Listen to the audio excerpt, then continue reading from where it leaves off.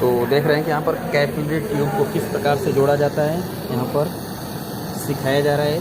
जो हमारे स्टूडेंट हैं कैपिलरी ट्यूब जोड़ना सीख रहे हैं। ब्रांच वाइज में इसको टाइट कर दिया गया है क्योंकि प्रैक्टिकल हो रहा है। तो इस प्रकार से अगर ये सीखेंगे तो हर चीज़, चाहे कैपिलरी हो, चाहे फिल्टर हो, चाहे कोई भी चीज़ हो, पूरा हैंड फ्री। बिल्कुल सही, हटाइए हटाइए, वेरी गुड। चलिए अगला, बंद मत किया करिए इसको। अब इसको बाहर गर्म करेंगे तो बाहर निकलेगी और फिर से इसको हम अंदर कर देंगे। चलिए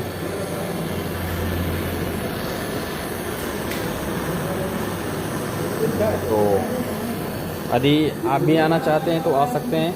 अक्टूबर बैच के लिए रजिस्ट्रेशन ओपन है, उसके अंदर कुछ ही सीट खाली है, उसमें आना है तो अपना सीट बुक करवा लीजिए। निकल गया।